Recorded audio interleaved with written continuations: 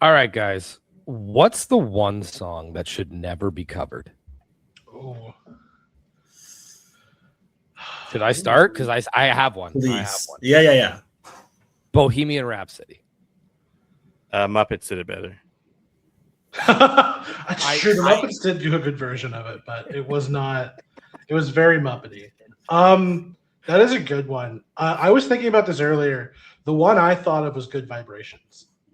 I just don't see a way where you'd want to try to pull it off. I actually think, very ironically, I Will Always Love You should never be covered ever again. Again? Yeah, that's yeah. Well, that's because I remember hearing a lot of people try to do it after she passed away, and it was just not the same. It just didn't quite work.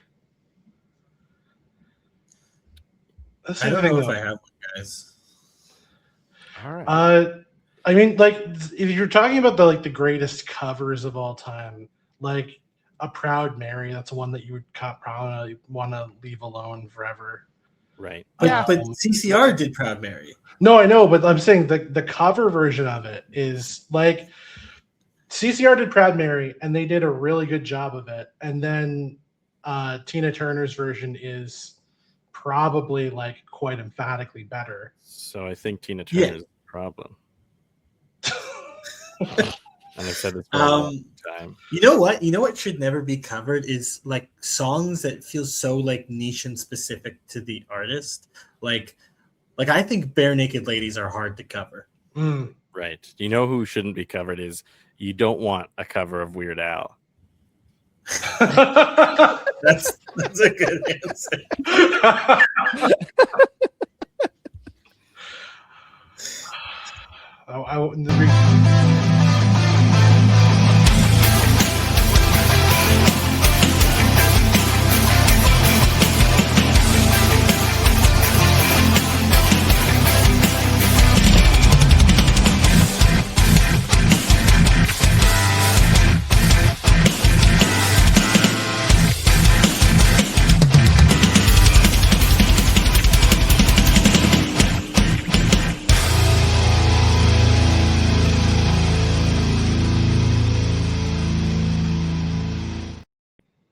Hello, everybody, and welcome to another edition of Wallop Records. It's Rylan Turner here, joined as always by Kyle Joseph. Kyle, how are you? I'm doing good. We're talking about music, which is always fun, and I'm not the only Joseph on the podcast this time. That's right. We have two of your brothers here to have like a Turner Joseph family burnt CD mixtape. We're not of the era of the mixtape. We are definitely of the era of the burnt CD. It doesn't ring the same though. Yeah, you can't drop a burnt CD. I gave you this burnt CD to profess my love. Well, we still called them. I still call it a mixtape. Yeah, I think you do. Yeah, for sure. But I burned the CD much like my heart and loins for you. Connor Joseph, Cuinn Joseph, welcome to the program. How are you guys? Great. I'm gonna go. Oh, first. I don't know why I wait. Neither are audio responses. I'm doing good. This is a podcast. It is a podcast.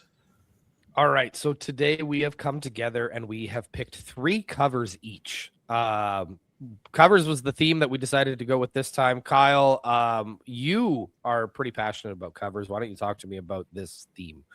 I mean, I have long been a fan. Like I love covers. I was always a fan of like a cappella music and stuff like that. So that is mostly covers.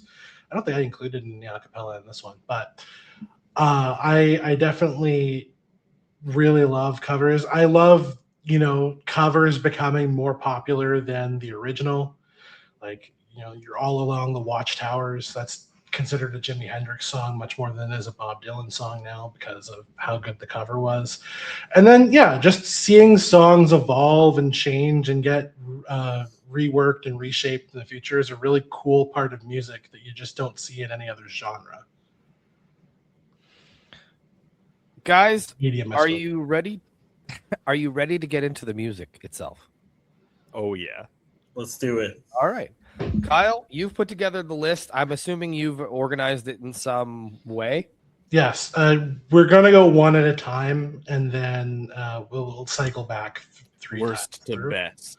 I hope not, because I put myself first. So actually, how are we grading this, Kyle? Because usually when we have our American friends on to do this, we go, "Oh, Canada, no Canada." yeah, I don't know. I didn't think. I was thinking about that, but I could not think of. How about Limp Bizkit for bad, Alien Ant Farm for good, or for okay? Alien Ant No, Farm? I'm just kidding. I forgot about that. Oh my goodness. Michael like that one. It could be like Winnerpeg. Oh my god. And Noner Peg? Exactly. Loser Peg? Is it just like good or bad? Yeah. Yeah. We could just say good or bad. We don't necessarily We could just say good or bad. No. You like it. I'm sort of stuck on Winnerpeg now. It's do like Winnerpeg or bad.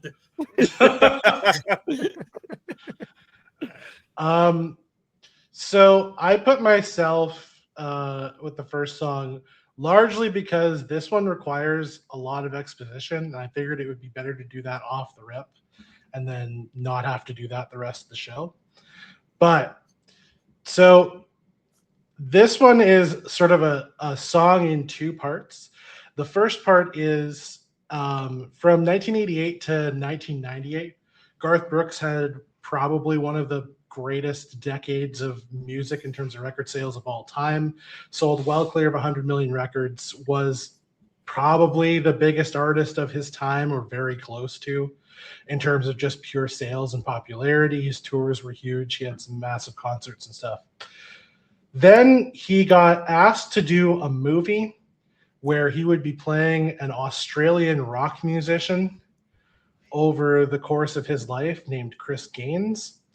And he made a concept album for it. It was The Life of Chris Gaines, which was basically music throughout this person's career. And they were going to release the album and then do the movie. Well, the movie fell through for financial reasons. So he released this album, and surprise, surprise, his country audience was not really big into a collection of rock, pop, and R&B that this album had. And so it sold pretty well, but not well for a Garth Brooks record at the time, and it kind of torpedoed his career a little bit. And as is the case with Garth Brooks songs, so many of these things are hard to find, and that album has never been reissued.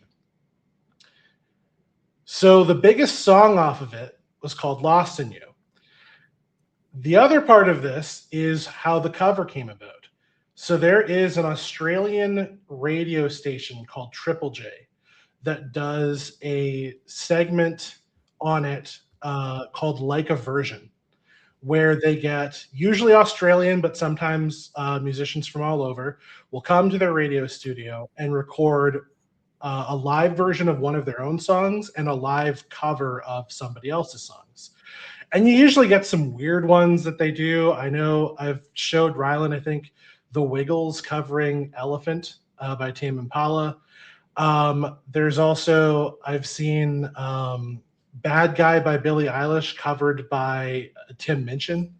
Like, it's usually kind of out there, but some of the covers are actually genuinely quite good. It's Polka, the Tim Minchin one. It's phenomenal. The Tim Minchin one is in that fact Polka. He plays the accordion and everything. It's a time.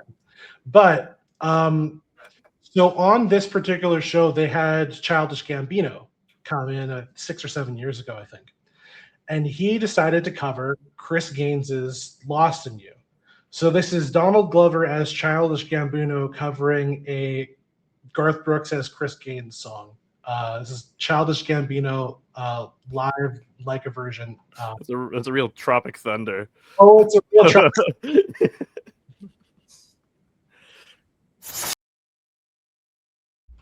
So that was Lost in You. We'll start with Rylan. Rylan, what did you think about that one? It was better than the original.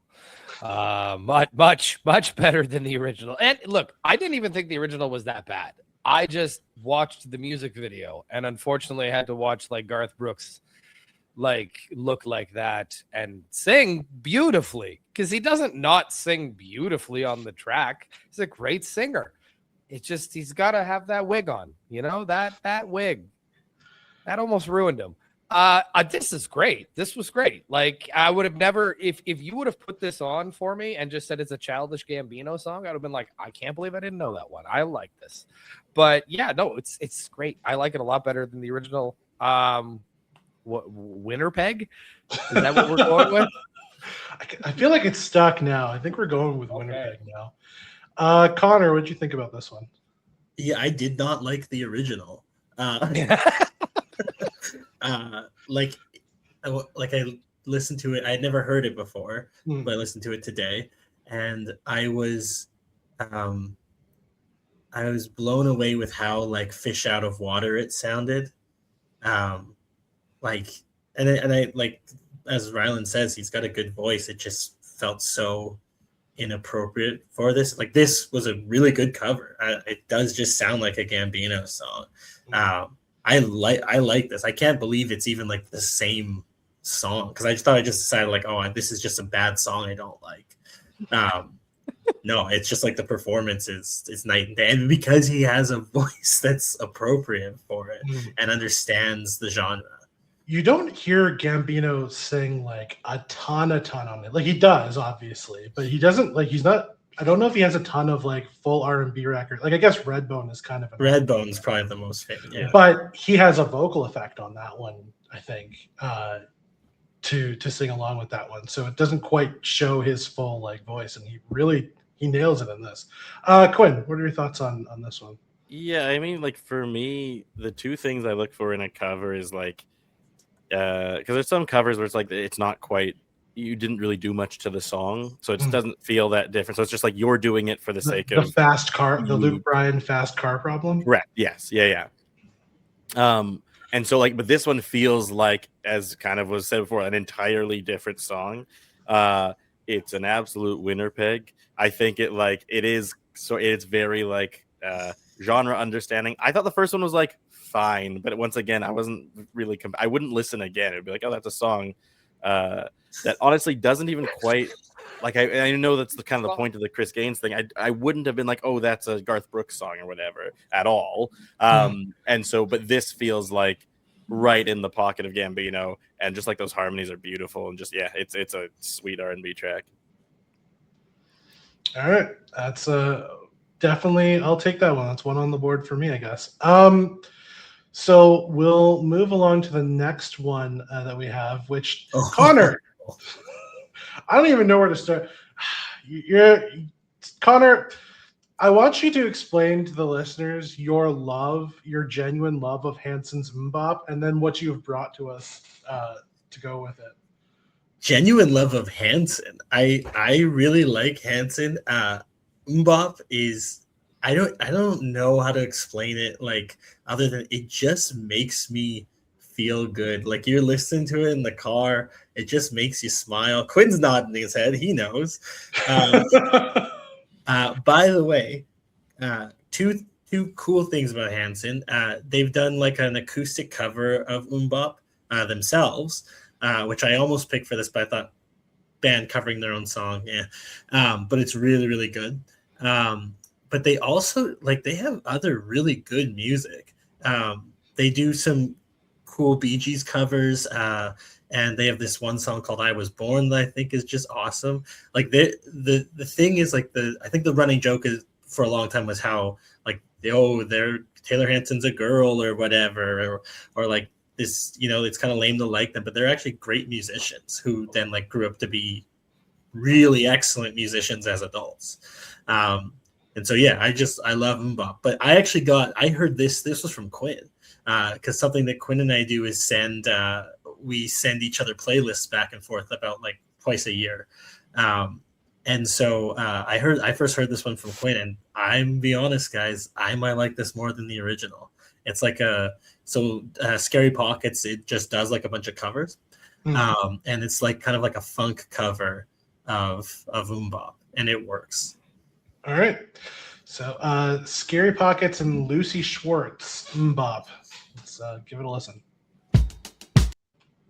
All right, Mbop, Quinn, you've heard this before. You were dancing along with it. Talk to the people about this one. Okay, it solves two problems Mm, from the original, which I love. One, the original song is like 4.5 minutes long. yes. This one is a minute shorter and doesn't lose a thing because I was out in the wild during real Mbop. I was with my wife, and at some point she had asked, she was like, "Did they just play Mbop twice in a row?" And I was like, "No, it's just still going." So I think that helps because the original really doesn't like. It's just good vibes, but it's like long good vibes. So this one shortens it by a good chunk. And two, I think it like adds such a cool like shift in dynamics where it starts with this sort of like low key funk, that bass line's sweet, and then by the time you get to the first chorus, it's like, yeah, we recognize this, some harmonies, we're throwing in like featuring vocals a ton, and then that second chorus kicks in, and you like the drums sort of take over that sweet backbeat, and then they ride out for like the final chorus, and it's just like I love the arrangement in this so much to keep it dynamic and feeling awesome, even though the song itself, it doesn't have like, there's not that much there. So big fan, good stuff. That's a winner peg for me. Rylan, what are your thoughts on this one? It's a winner peg for sure. I listened to the original track today for the first time in a long time, and I will say I took away that it was way too long because near the end of that song, I'm just like, how many bops can we bop up? Like, how many can we do? Unlimited. So I will 100% agree that this shortens it to the proper length of that the song should have been. And it's fun. Like, it reminds me of this band that when I first started working at the bar that I'm working at right now, I saw them on one of my first shifts, and they took like top 40 songs and turned them into funk songs. So it very much so gave me those vibes, which are positive. So definitely winner peg. It's going to be a winner peg for me as well. What I will say about this one, I do actually have a minor nitpick about it, which is that I do think that the chorus vocalization doesn't quite work the same way that I think the original does. I think I prefer the loud, the loud voiced and the harmonies on it. Though this is fun, but the groove on this is so good. It takes a feel good song and gives you even more feel good groove.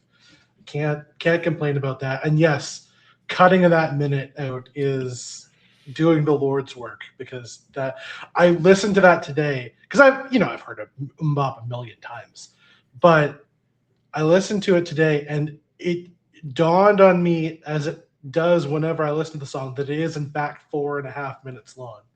And it's not information that I ever retain, but it runs its course for sure.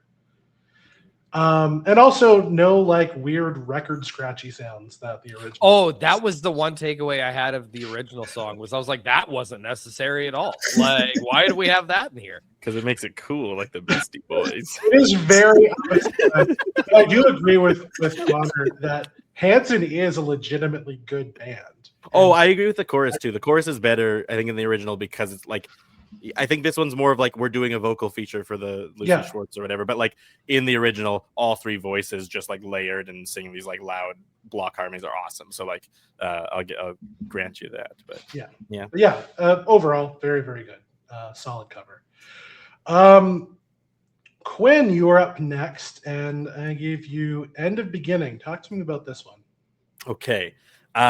End of Beginning is it's a song by Joe Keery, who's like the Steve in Stranger Things, among other acting credits. But like he wrote this song, I think, autobiographically or whatever, about him living in Chicago and leaving whatever. And it's like the song itself is kind of I don't know, like a little like psychedelic-y pop, whatever. Like the original is like pretty chill, and it's an interesting song. I think they used it in Stranger Things at some point or whatever, and it kind of like took off as like TikTok popular, etc. And so it's got like tons of I was shocked. It was like 500 million plays on YouTube or whatever, so it's like a pretty popular song.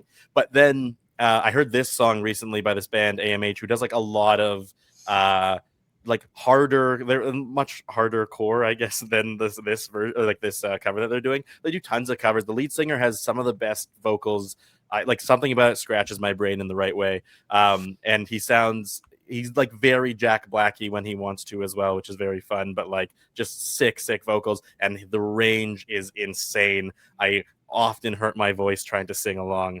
So you guys judge for yourselves, but I'm a huge fan of this cover. I think it takes it and makes it awesome and does not overstay its welcome at 2.5 minutes. All right, End of Beginning by AMH. Let's give it a listen. All right. I'll go first on this one. This was really good. I listened to I had not heard the original. I'm not a Stranger Things person. So Shocks me every time you say that. Every single time you say that, it shocks me. I just never got into it, which, you know, I totally get, you know, the appeal, but it never sort of came across. It's okay. It fell You're saving apart. yourself a lot on the back end, but it's a great first season. That is fair. And I was told like the first season is like as good a television as. But regardless, I listened to the song today. Was not a huge fan of it. It wasn't bad. This is really good. This is a really, really good cover. I definitely immediately, as Quinn said, the Jack Black thing, you get it really quickly, like, oh yeah, I totally hear that. But the vocals are really good, the sort of acoustic element of it, and it building and growing. It's a very, very good cover, and yeah, it blows the doors off the original, to be honest, for me. So that's a winner peg for me. It's stupid every time we say it. It is, but now it's a thing, and now we can't undo it. Connor. Yeah, it's a huge winner peg. I mean, like truly, if you close your eyes, I mean, you don't need to close your eyes, it's music. But it's Jack Black. Like, I do think it's Jack Black in the chorus, especially when he gets to that really high note. But man, what a phenomenal reimagining of this song. Like, I'm with Kyle. Like, to me, the original is like, yeah, I heard it. I liked it. It was nice. I would never put it on a playlist or whatever. This one is excellent. Mm. Oh, totally. Rylan, what are your thoughts on this one? You guys, so I heard Jack Black at the end. I heard Bon Jovi the entire song. I heard John Bon Jovi. I really love the original song. It's one of the songs that has been gifted to me by my staff over the last year, because through working at the Toucan over the last year, I've got to listen to a lot of like obscure music that like I wouldn't have gone after had I not just been working with these people. And this is one of the songs that was gifted to me, the original one anyway. I don't like it as much as the original, but I do really think it's a great cover. Again, I hear Bon Jovi though. Like, I hear Bon Jovi the entire right until the end, when he hits that big note at the end. I'm like, oh, there's Jack Black. So what would be the indifferent? Like, can we say Transcona would be bad? Like, legally, I don't think I work in Transcona. I don't know. We can just say it's okay. Like, we can go with it's okay. It's okay. It's okay. Yeah. For our America Canada ones, we have O Canada, No Canada, and It's Okay. So that's what we're going with. We'll keep it. I will say this song was a discovery for me of like, I love bigger guys who are tenors with a slightly raspy voice. Like, is my go-to. There's another band called Talk that I've gotten really into. Yes. Connor, there's a song on the playlist called GTFU that's phenomenal for your next upcoming playlist. But like also like Meatloaf is another great version of that too. Where it's like something about that style of singer is like phenomenal. I just like his politics. Oh, God. Liked R.I.P. King. Liked, yeah, I liked it. I don't know where to begin with this. Rylan, talk to me about this. Okay, so I got a lot of memories from being a kid, but like there's certain ones that stick out. And I remember being obsessed with Elvis at one point, and Elvis was known as the king of rock and roll, uncrowned, really. He kind of took that by himself and ran. But I remember asking my dad, like, I was like, does that mean his wife is the queen of rock and roll? And my dad was like, he gave me this look. Like, my dad didn't swear a lot, but he gave me this look like, no, you fucking idiot. Like, so I said, well, who's the queen of rock and roll? And he said Tina Turner. And then we spent a few days listening to a lot of Tina Turner. I like Blackstone Cherry. It's a southern rock band from the States. It's a raspy white boy singing this song. But I think they do a pretty good job turning this like very like sensual song into like a hard rock song. So we'll find out. All right. What's Love Got to Do with It? Blackstone Cherry. Let's give it a listen. All right. Let's start with Cuinn for this one. I'll start with my pros. My pros are it's a very different song than the original. Like, especially even like taking the swing out of the chorus, being what's love got to do with it, as opposed to like got to do with it, right? Is like an interesting it's an interesting move. I appreciate the big swing of like, we're gonna kind of make this our own. And the key change in this one is way better. The key change in the original does sort of like sneaks up on you. You don't even know that it's changed keys. And then I'll get to the cons. It's not even close to Tina Turner. It's like her. I didn't know I was supposed to bring that. Yeah, her voice is so good on. I mean, so good, but it's like so good on this song and achieving kind of. I actually almost wish I could hear Tina Turner sing with this cover. I would love to see what that sound like. The rasp and power that she has in her voice as a rock singer is like unmatched. So I don't know. Like it's what did we say? What's the bad version of this? Have we gotten one yet? This is I think we're just saying that. This is a Mananoba. Mananoba. All right, Mananoba. I tried. Yeah, but like I appreciate the thing that they did is the thing that I'm looking for in a cover is like make it your own, and so they did that at least. Connor. Yeah, like I think I was really, really skeptical coming into this. Like to cover Tina Turner already is like, but I will say to its credit, it did it better than I could have expected it to do. Like of course, like I agree, it's not the original, but I don't think that's what the attempt was. Like it's not going to be as strong as that. But I think you had to take it that different. And honestly, like if it wasn't a Tina Turner song, like if I didn't know the original, I would like this when I was like listening to like mid-aughts, like 2006 rocks. That's how it feels to me. And like I think I would really like this song as a cover. It's hard to compare it to the original. I'm on the like kind of medium one. Yeah, it's okay. I think that's what we'll go with. Why not? That's where I'm at too. So this is another one. I was in the same place as Connor. Is like you said I can't remember which show. Whoa, it was the one where I did the home free record. For this one, you said you don't cover Johnny Cash. Johnny Cash covers you. I feel Tina Turner falls in that same category. You don't cover Tina Turner. Tina Turner covers you. I will say, until the chorus hit, I was fully off on this. But I think they stuck the landing enough on the chorus, and I'm willing to say that this is solid. I agree. The key change was also really well executed. The thing I appreciated about this, as opposed to some of the like we did the Seether Careless Whisper cover by Seether, and the thing that I said about it, which when I found out that I was right, I felt very vindicated, was it seemed like they did this as it felt like a joke, and it felt very much like a joke throughout the song, even if they did give it their best effort. It felt a little bit tongue in cheek.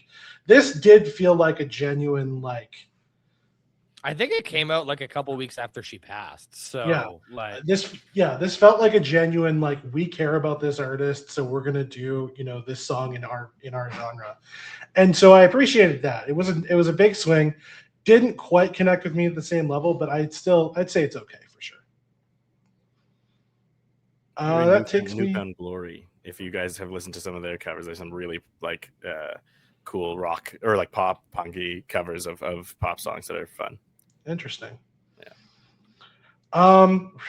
This is gonna end up being like, we'll have a playlist of like 100 songs by the end of this, of all the ones that we cut. So my next one, this was the hardest one for me to sort of pick through, because if you ask me top of my head the list of the greatest pop songs of all time, The Chain would be in my top 5. It's of Fleetwood Mac's songs, which, you know, I love Fleetwood Mac. I think they're one of the greatest bands of all time. This one is their untouchable number 1 for me, which, you know, they released a lot of really great music. So it's a hard one for me to, but when I first heard this cover, it connected with me better than I think any other cover of the song had ever done. So I appreciate the swing of that, a swing for that. I just love the Sheepdogs. They're one of my favorite bands, so I always like hearing them. And then Larkin Poe is a female American rock duo. And so they did a collaboration for this and made a cover version of Fleetwood Mac's Chain. So that's what we're going to listen to next.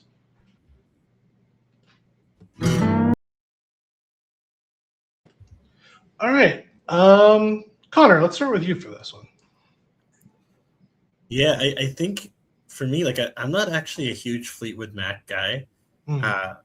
Like, I don't dislike Fleetwood Mac, but I just don't think I like them as much as everyone else does.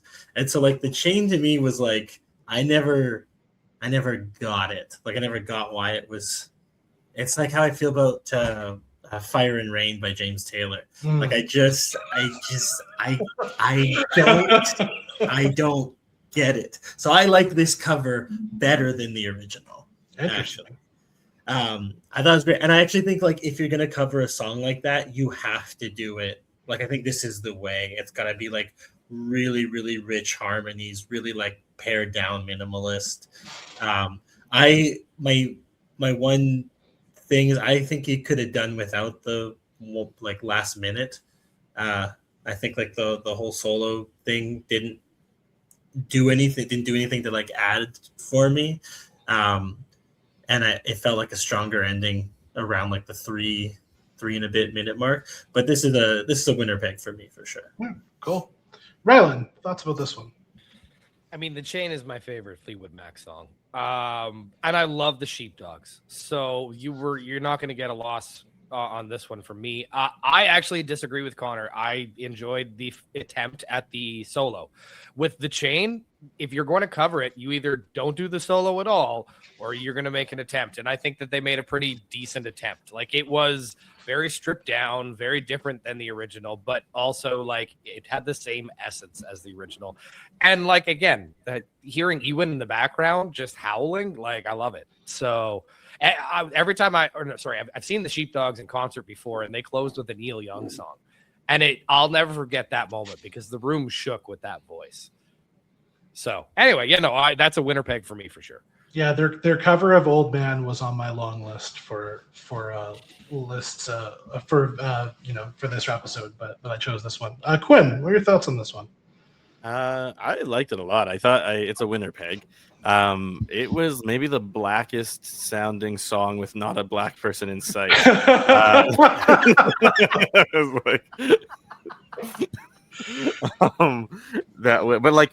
I liked about it was the original song feels so like it's obviously so like, Chain Gang sort of like inspired, like and that the drums in the original are like so, they hit you so hard like you're hearing like pickaxes or whatever on a quarry. And it's awesome. I love the original songs. It's a good tune.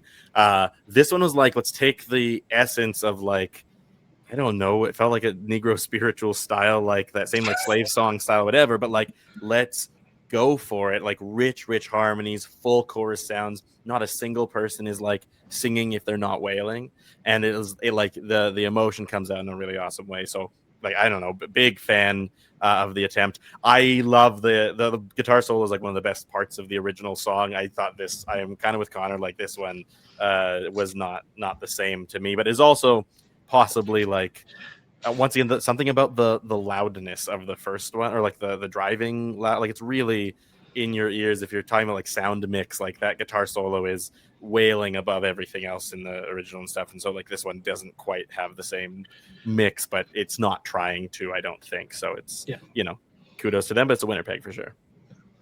Yeah, it's hard to beat a Lindsey Buckingham solo for sure. I think the next one is another Connor one. So Connor, I think you picked the most famous cover of the ones we're going to do. So talk to me about your love of Disturbed's Sound of Silence. Yeah, so it's so weird because like this was a band, like I went through a little light metal phase for like half a year or so when I was about 14, and Disturbed became like my most listened to band at that time. And like, obviously there was like a "you can't tell me what to do, mom" kind of like energy to that, which then became like hip hop for me. But like when I realized what color I was, it is an important realization for all of us. No, but like, but I was always struck by the lead singer's voice. I'm blanking on his name, David something. David Draymond. Draymond, yes, thank you. And then I remember I first heard the song when he was performing on Conan O'Brien. Weirdly, like he did the cover on Conan, and I was just like, oh, weird. The Sound of Silence, like Disturbed, and it's like, God, is it so much better than the original? Like there's so much. I think I like a cover, I'm realizing, that's like bearing your soul and like just like changing the song to like, yeah, like get your whole everything out there. And the original doesn't do that. I don't think it's trying to either. But this one is just magic to me. Like there's moments where you like hear a song for the first time and get goosebumps. That was this song for me. I rambled too long, but it's that. No, I mean, this is, again, I said this is like a well-loved. I think this was like 1.5 billion views. There was some insane number of views on this one. Yeah, it's wild. Without further ado, The Sound of Silence by Disturbed. Cuinn, let's start with you on this one. I know we said we weren't going to, but I'm going to wax poetic for a second. I think this is, to me, it's like a top 3 best covers of all time, arguably number 1, including like Proud Mary, including what, like, this to me is like Respect. the epitome of taking a song and turning it into something different. Now, the reason I believe that is, one, it's one of the best singer-songwriter songs of all. Like, to me, lyrically, maybe Don McLean's Vincent is the only one that comes to mind as like as poetically beautiful. Like you're taking something that is truly poetry. Like there's only so many songs you could read out loud and be like, that was amazing poetry. Like Mbop doesn't do that, believe it or not. But like, I mean, it might work at a slam, but it's but like the song is so lyrically beautiful and dense and whatever. And to me, like when I listen to it, like the original Simon Garfunkel, it's like Paul Simon's very much like, it feels introverted, existential, sort of like what's going on, like this is there's so much in this world that is destructive and painful and whatever, and like where do I fit in all of it? And it's this wonderful introverted, beautiful piece. And this one is like the exact version of what that is to somebody in the like 2010s and whenever this came out, like 2016 or whatever, of like that what's going on is like, what has this world become?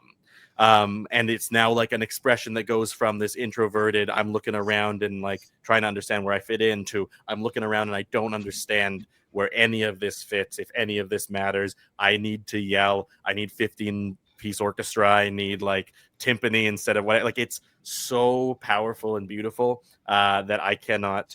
The biggest swing in the world, and Paul Simon himself agreed. Like I think he sent a thing saying that he loved the Conan performance as well and gave it the stamp of approval. So yeah, it's my waxing poetic. This song is like it's perfect song.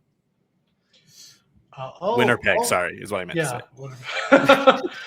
Sort of to follow along with that, it is so rare, even in folk music, which seems to try to channel. Often, you're trying to channel like create. It's a very difficult task. You're trying to create a song that sounds like it's been there forever. You're trying to create something that is immediately timeless. And Paul Simon with The Sound of Silence created something that felt like it had been around forever, and yet it feels like it could have been written yesterday. Like there's a timeless nature of it that is incredibly poignant and makes it resonate beyond what Simon and Garfunkel were able to do with it. And yeah, there is something here that feels far more primal. It feels like it's channeling channeling an ancient deity that were from whence the folk song came, and not from Paul Simon's brain in 1964. It feels it. Yeah, it's hard to describe. It just has a really powerful energy to it, and yeah, talk about a massive out of nowhere swing. And this one is a home run for sure. So yeah, winner peg for sure. Rylan.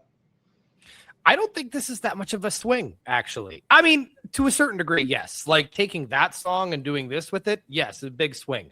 But it's not like Disturbed hadn't been covering songs for years prior to that. Like people forget about Land of Confusion and people forget about Shout 2000 and all of those songs that even what's the U2 song? I haven't quite found what I'm looking for. Like Disturbed has covered all of these songs that you would never picture Disturbed covering. Maybe Land of Confusion. That one they didn't really change all that much with. But regardless, it's beautiful. It's if there was only one complaint I had about this song is I'm sure just like when Simon and Garfunkel released this song in 64 or 65 or whenever it was, man, they played the hell out of this song to the point where like you could not escape this cover for a long time. But again, having spent some time away from it, coming back to it, you guys, all of your points are accurate. Like this is beautiful. It's probably his best performance as a vocalist. And like he is a unique, very talented guy. But this was something else. And while it is a cover, it's probably going to be what Disturbed is known for forever. And think, that could have been Down with the Sickness, guys. That could have been that. Instead, we have this. Yeah. To quote Inside Llewyn Davis, if it was never new and it never gets old, it's a folk song. But it's like, what a way to make it new. Like holy cow. Yeah. I'd also just say like the vocal range in this song, like as someone who's tried singing in the shower before, like the lows are low and the highs are like belting high. It's very interesting. There's a certain class of low range baritone singers who, just because of the longer vocal cord that comes with that, seem to be able to pull that higher range too. And yeah, the singer 100% nails every note of it. So it is an immaculate piece of work. Cuinn, talk to me about this one, the Okay. Modern Leper. Okay. So this song is written by Frightened Rabbit, or is released by Frightened Rabbit, written by Scott Hutchison, who sadly passed away by suicide in, it was a while ago now, but probably 2017, 2018-ish. And following his death, a bunch of artists who had like at some point covered his songs, worked with him in the past, etc., covered a bunch of his stuff into an EP called Tiny Changes, and then released it as like a celebration of what's Frightened Rabbit's best album, Midnight Organ Fight, and like including like there's some cool ones, like I think Ben Gibbard does one, and Sarah Silverman does a song on the album and stuff too. But this one's by a like if you don't know, like Biffy Clyro is like a UK. They've been around since the 90s. They're like popular there. They've gone platinum. They've like charted at like #1 or #2 or something in the UK, but they're not like super overseas popular. But this song, this cover, like compared to the original, is wildly different.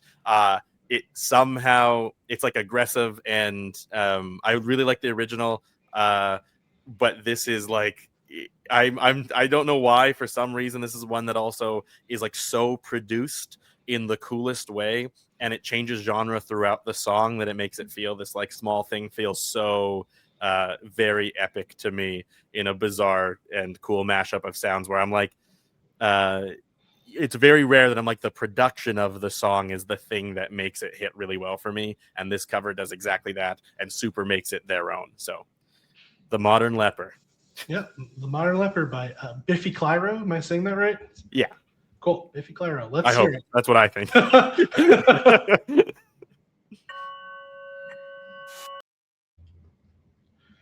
All right. The Modern Leper. Rylan, why don't you start with this one? Man, this is weird because like you're 100% right that it changes genres 17 different times throughout this song. I really like the original and I really like this too, but I couldn't tell you which one I like more. This one is, I think, because of the fact that it definitely has that change up, I think is a little bit more fun. But man, this is gonna be it's a winner peg. It's a winner peg for sure.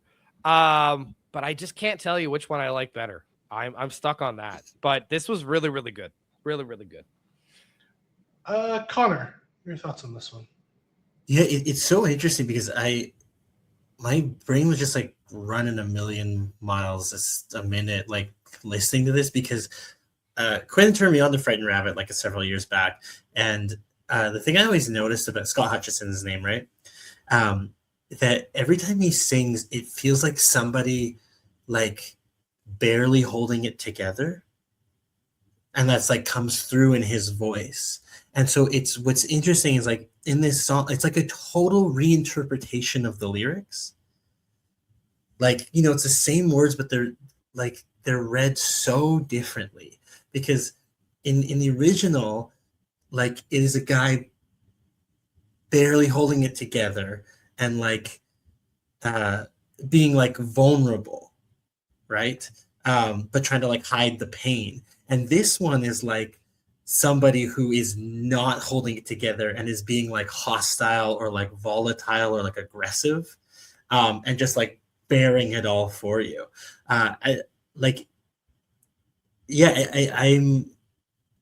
don't have a super clean way of of explaining all that, but it's such a, I don't know that I've like heard a cover that is similar enough to the original, but is just like a total, it's like they're singing totally different songs.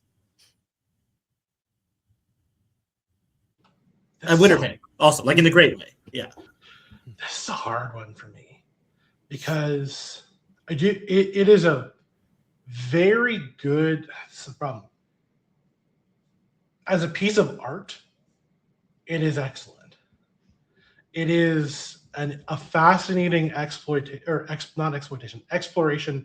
of a song and a reimagining of a song in a wild way.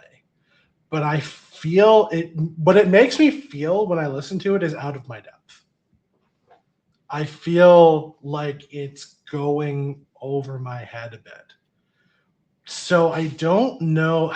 That's what makes it difficult because it's fascinatingly powerful, but I feel like it's just not quite connecting with me in the right way to be able to go ahead and anoint it a winner peg. So I think I'm going to have to go with It's Okay, A. But yeah, as a piece of art, it is a fascinating piece of art. It's just I feel like it's an open book test, and I forgot my book at home. You know, I think I like listened to it.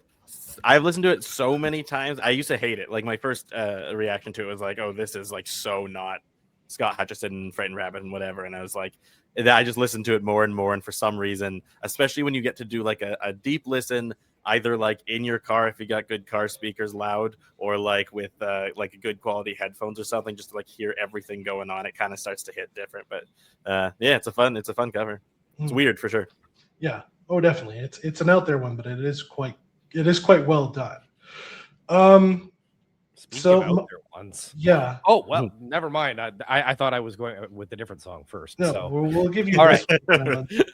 Rylan, What's Going On by A Perfect Circle. Talk to me about this one. I mean, like Marvin Gaye does the original version of it, and it is a very like thought-provoking song, but done in like a dancey way, sort of party-esque way.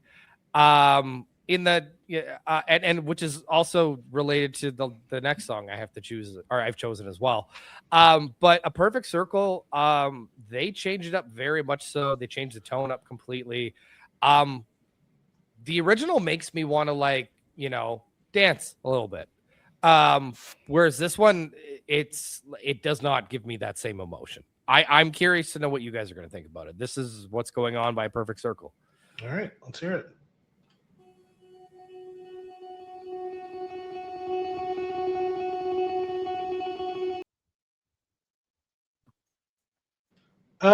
Cuinn, why don't we start with you on this one?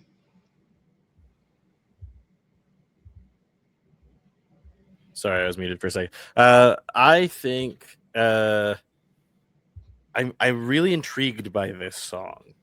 I like the interesting thing is it kind of like it seems to like try and do to this song what like Gary Jules did to Mad World versus like Tears for Fears. You know what I mean? Like let's take this thing and let's like jump back into the lyrics for a bit of like reimagination. Let's make it feel as, I don't know, for some reason like dystopian is how this felt to me. And I find that like that's that same kind of vibe of like because lyrically, it feels like it absolutely can read that way. So I'm very intrigued by that. I like the swing. I like the original so much. I think it's a really good song, and I also like it kind of feels like it matches my personal life vibe a little bit more, where it's like, in spite of the crazy, like we can create something beautiful out of it. We can almost like love and celebrate our way to some version of like success and freedom and etc. And I know that's not always the case, and so there's lots of room for dystopia, but this song is off-putting to me in this state. But I think that's what it's trying to be.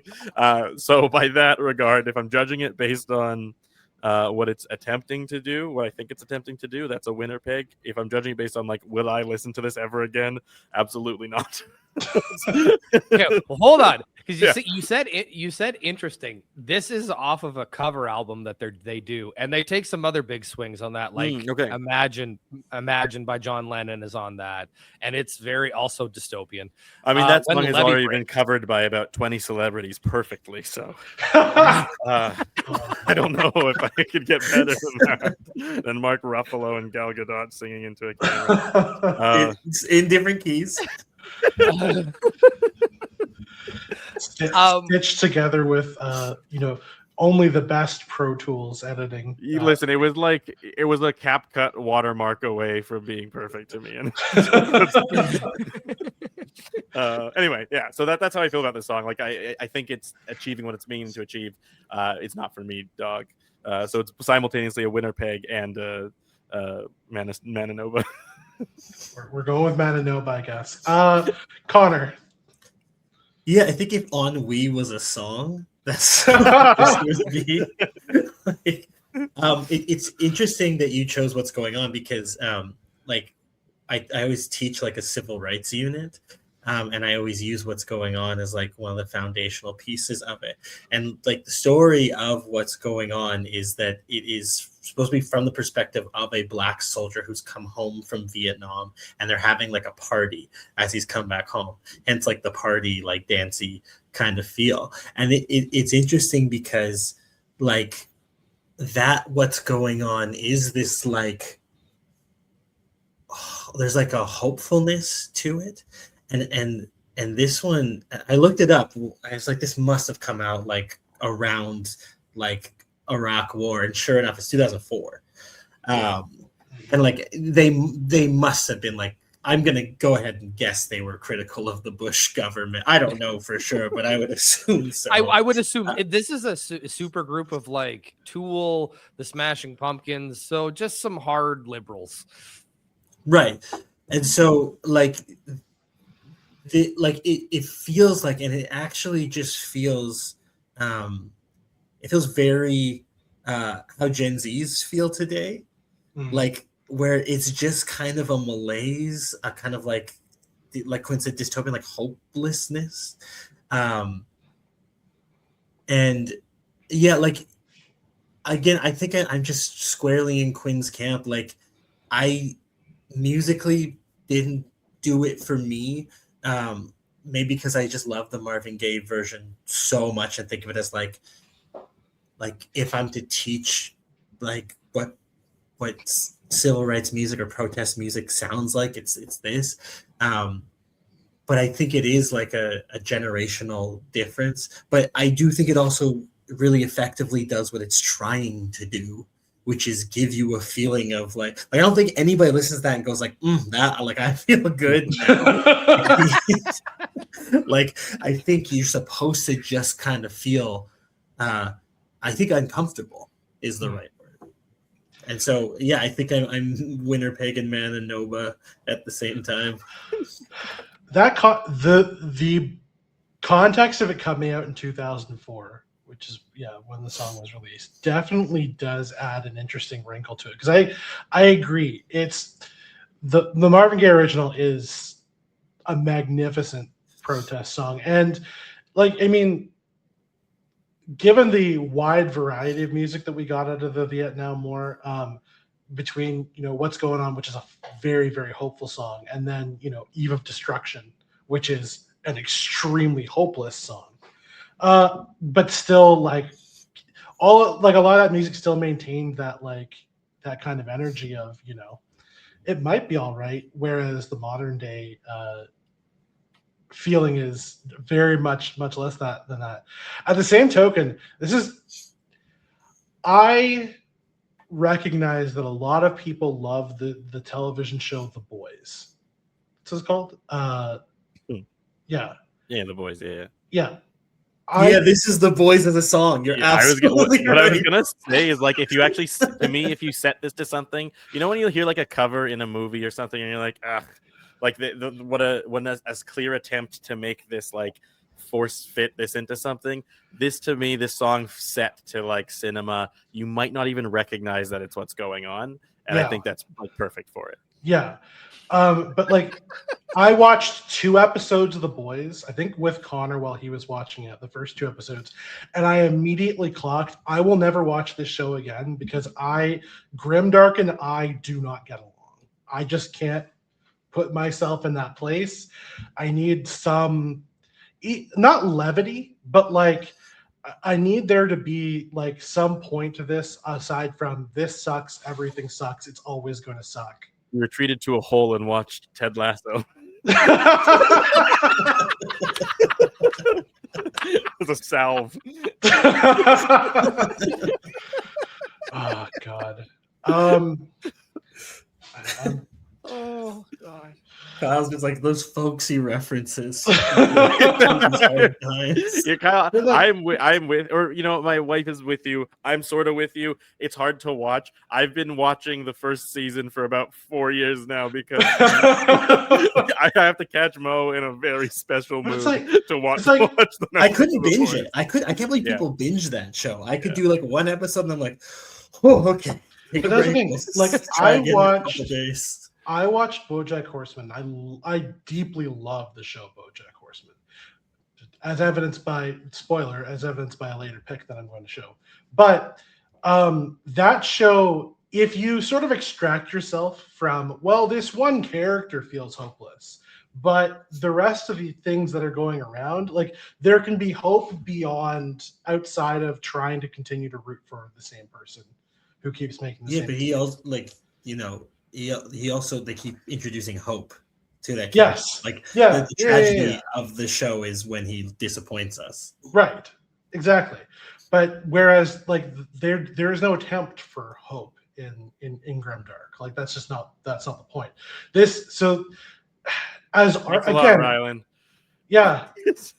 As art, You've ruined our days. it is a very interesting interpolation, but like sucking the life out of what's going on is a hard one for me. Where like The song you chose, The Parasite. I'm glad to have heard it because it's interesting, but it is not something that I feel like I could ever revisit. Listen, if you guys think I was trying to bring covers that were better than the originals, I would have not brought a Billy Jean cover either. Like that would have been that. What are we doing here? Like I appreciate everyone's take. I appreciate that you all appreciate listening to it. We'll never listen to it again, but that's that. Rylan just took iconic black music and had white covers of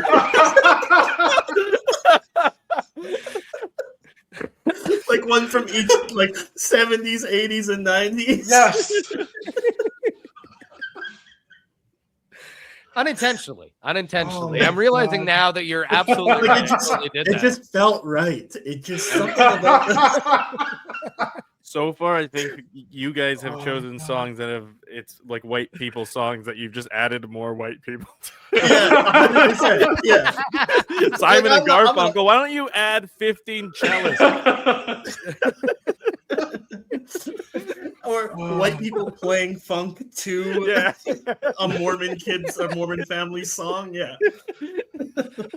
Oh my God. Yeah. Speaking of, never mind some of the stuff that was in my list that I definitely considered as like, do I want to go down this road? So my last song, speaking of BoJack Horseman, Patrick Kearney of the Black Keys. He's the drummer of the Black Keys, a member of that duo. He wrote the theme song to BoJack Horseman, and then while he was working on that show, they had him do a cover of a Horse with No Name, a song by America, a band that I have some affection for. But this was a cover that he did that ended up in the show, and so they ended up recording a full version of it. It's him playing, I think, a lot of the instrumentation, and his wife, Michelle Branch, who does the vocals on it. So this is A Horse with No Name by Patrick Kearney featuring Michelle Branch.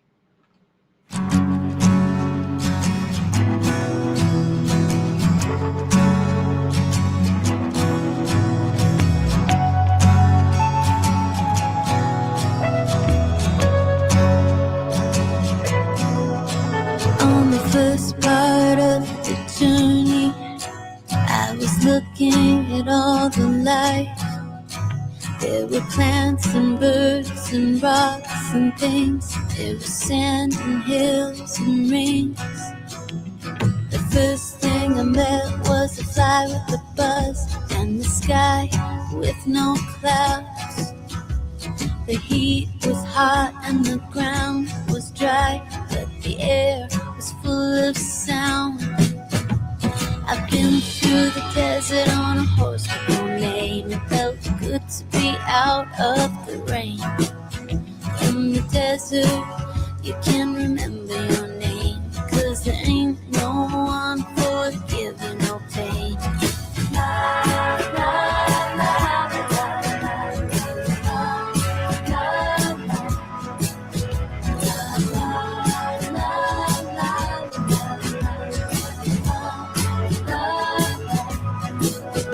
After 2 days in the desert sun, my skin began to turn red.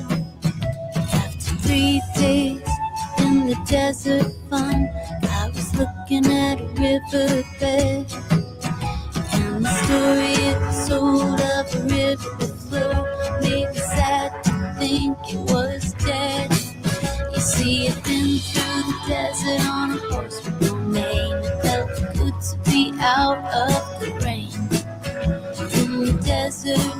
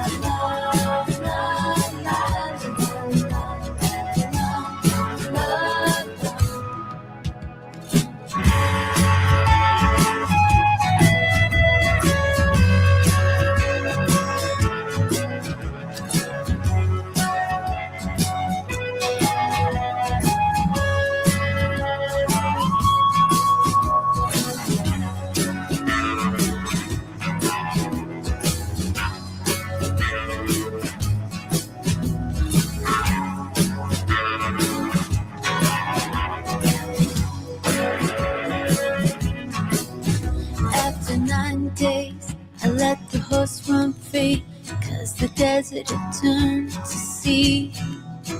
There were plants and birds and rocks and things. There was sand and hills and rings. The ocean is a desert with its life underground and a perfect disguise above. Under the cities lies a hot made ground that humans will give no love. You see, I've been through the desert on a horse with no name. It felt good to be out of the rain. In the desert, you can remember your name, 'cause there ain't no one forgiving no pain. La, la, la, la, la,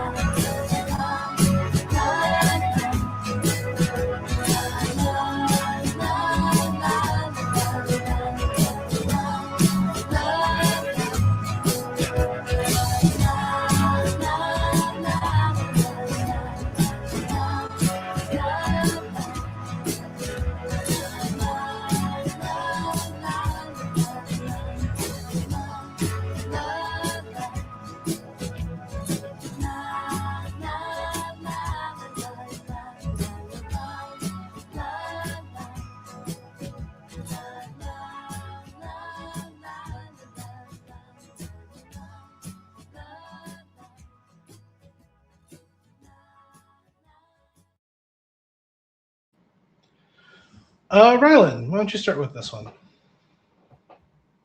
You are muted, my man. Well, the Black Keys are my favorite band. I'm never gonna not like something that he's doing. Also, I love Michelle Branch, and I love this song. I was today years old though when I found out that this wasn't a Neil Young song. So there's that. It does have a Neil Young-y vibe for sure.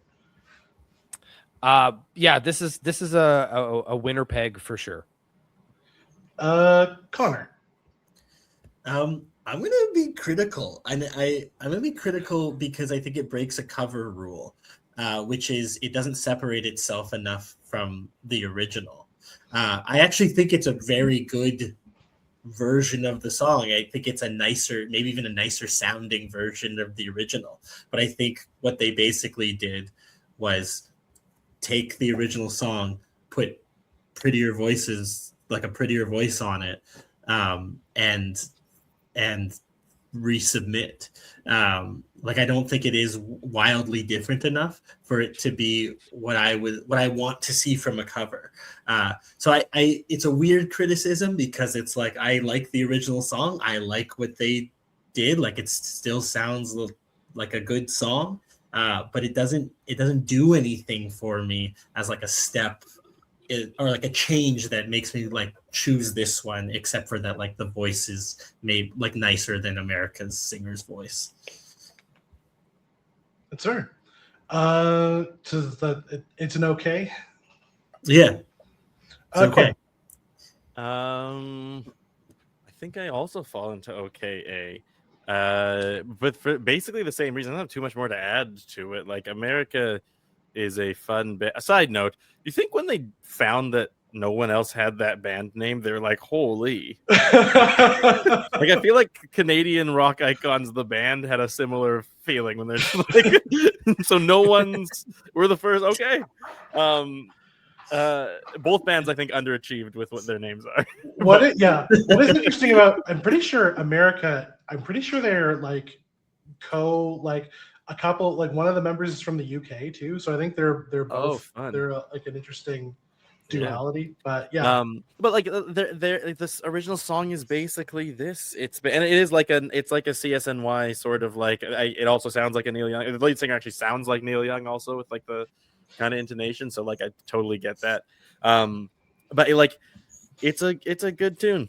And they do like a good version of it. It's just not, it doesn't feel wildly different. I think I like the whoops, there I go. I like the like more present harmonies in the original more than this, but I like the clearness of sound recorded in the 2010s or 2020s or whenever this came out versus the 70s with Horse with No Name. So like, you know, there's a a bit of a take it and leave it here, but like I feel good about it because it's a good song. Like I like listening to it, and I'll probably listen to it again.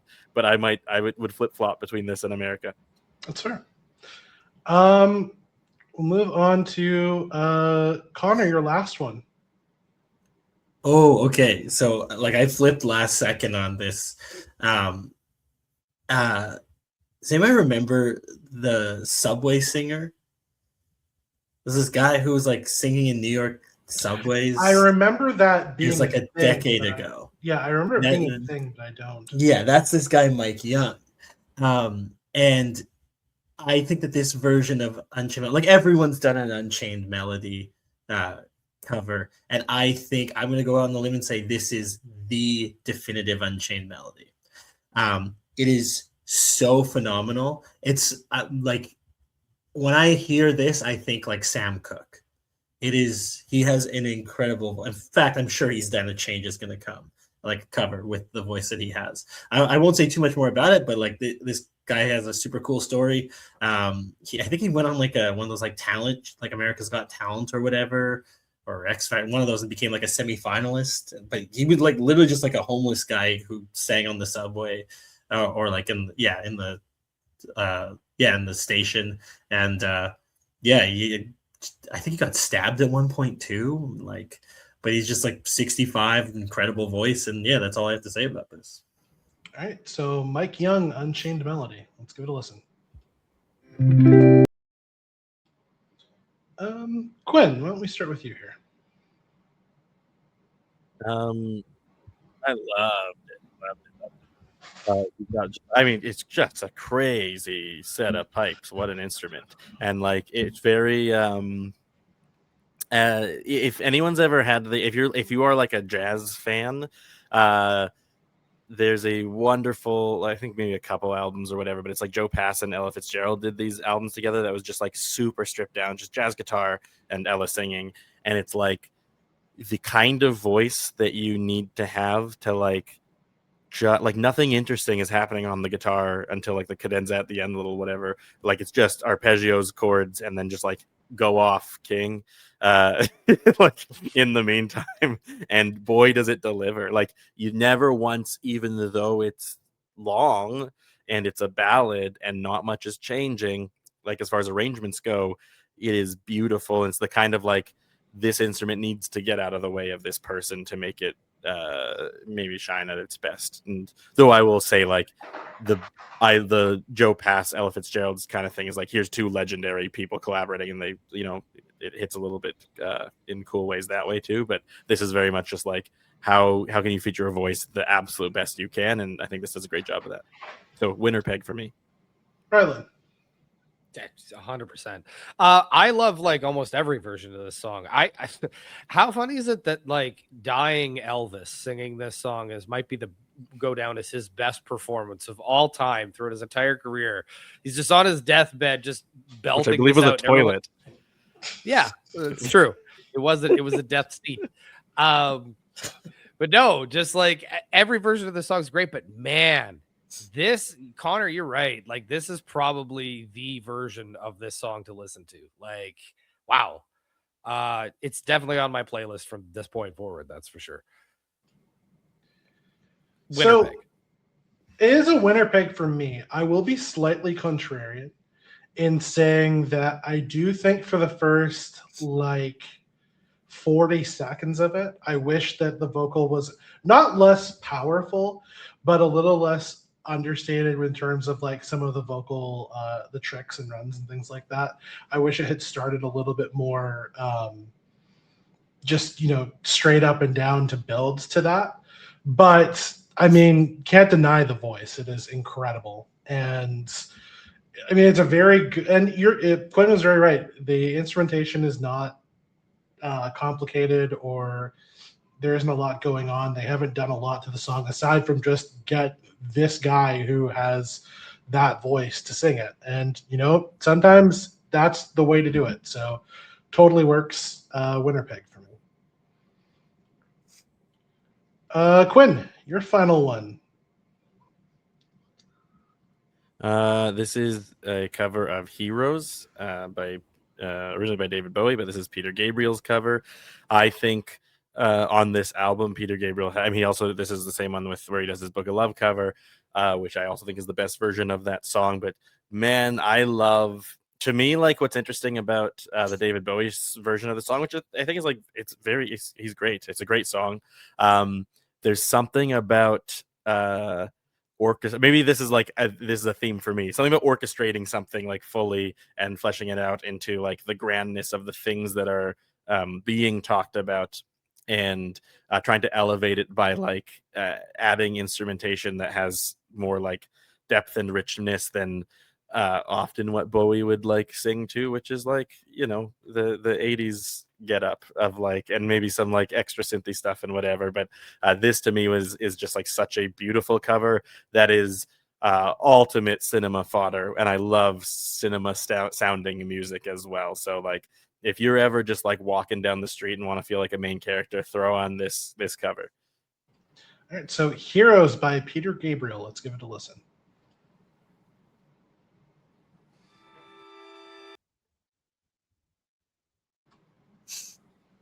So I think I'll start with this one. And I'm not always in the same camp with Cuinn where, you know, cranking a song to its melodramatic peak is the best way to go. But yeah, Peter Gabriel kind of nails that in a way that not every artist necessarily can. It's a winner pick for me. I looked at that album because I was curious as to what else he covered, and we just reviewed Graceland in our last Wallop Records, and apparently The Boy in the Bubble, he has a cover of that one. So I definitely need to check that out after this. So yeah, winner pick for me. Connor. I really like the Bowie version. I think I less like the Bowie version, so that's probably part of my. I think what's really interesting, honestly, is it is just a different song. Like, he really just took like the lyrics and I guess the chord progression, like and then just did a different song, like or the, I suppose, the melody, like, but it just is, like, yeah, I actually did like it a lot. I don't even think of it as Heroes though. Like, actually, I love the chugging that builds and builds and builds to the octave up.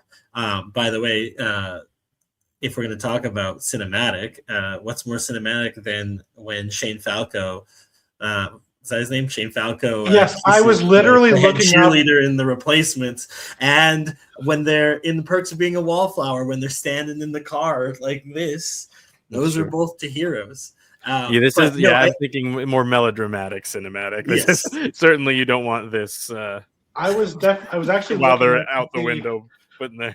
Literally, as Connor was mentioning The Replacements, while this was playing, I was looking up to see who did the cover of Heroes for The Replacements. So that is very funny that you brought that up.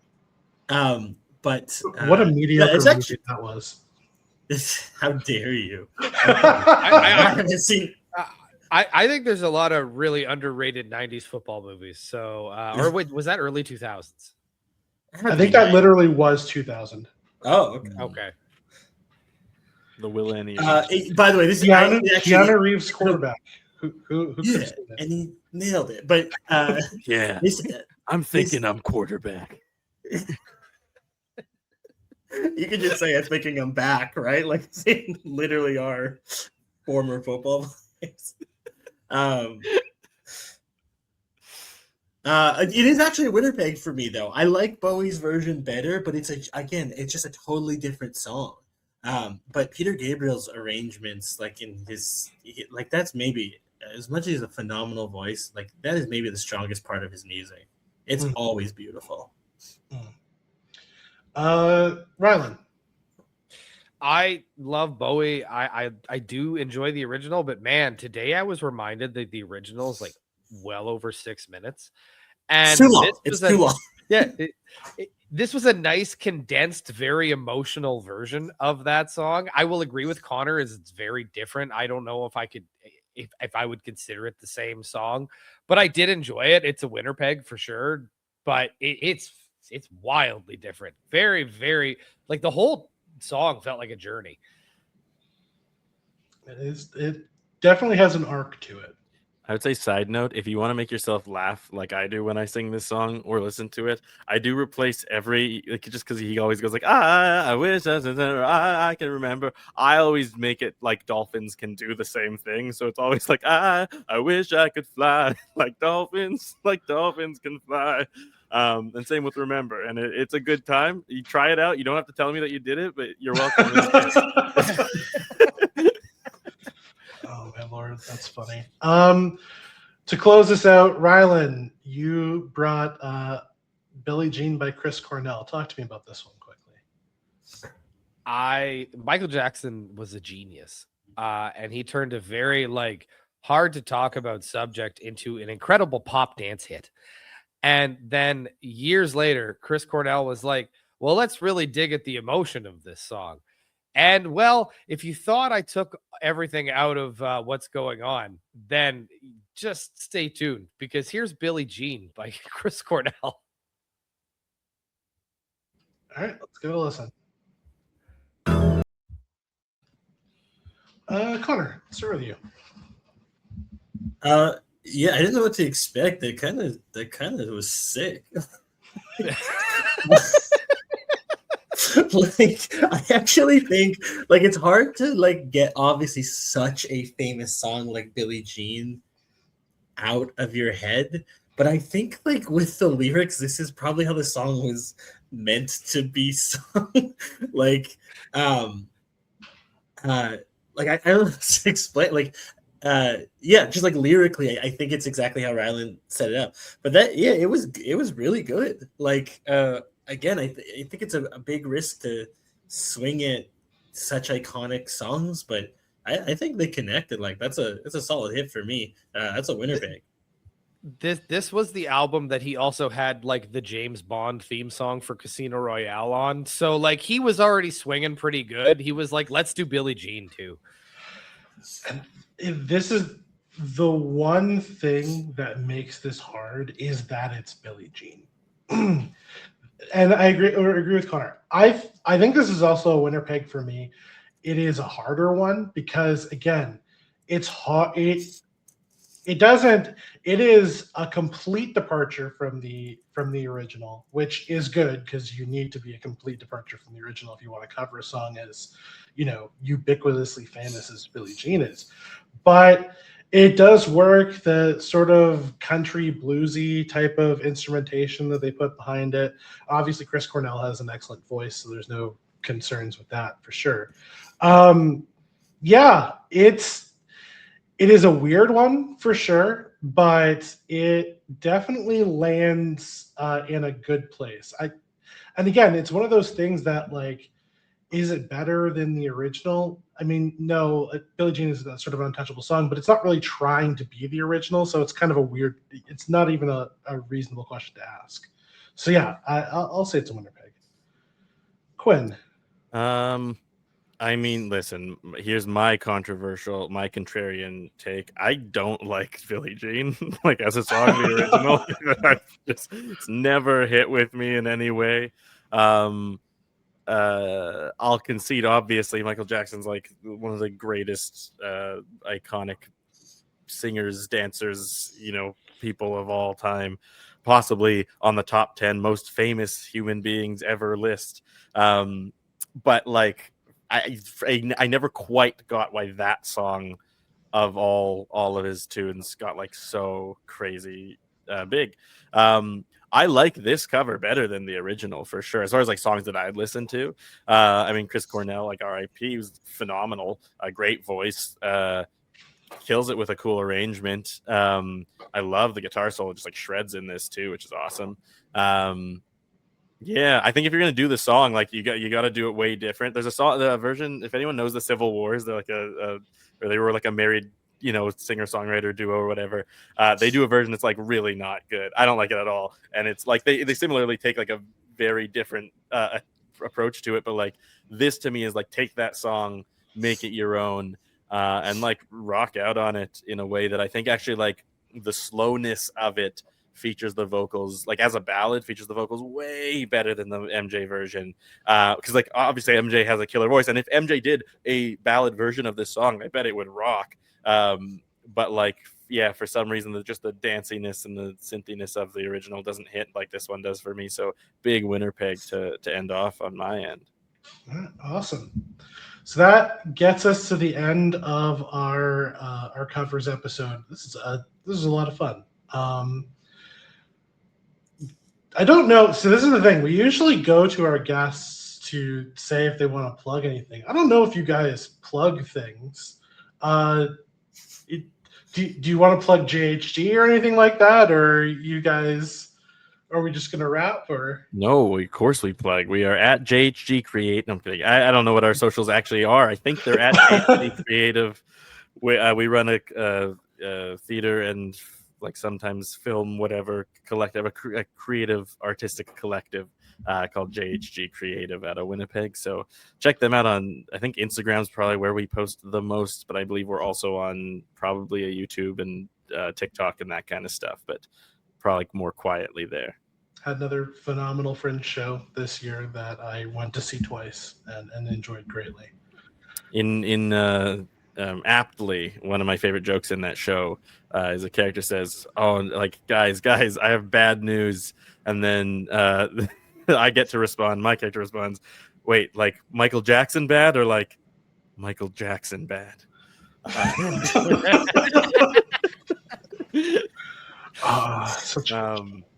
So that's always playing through my head. MJ's a complicated guy. He's had a weird summer in 2026. The least controversial take we've had. MJ, complicated guy. Say what you will. And people have said what they will. That's the whole take. Michael Jackson, say what you will. Have at it. Rylan, is there anything you want to talk about before we get out of here?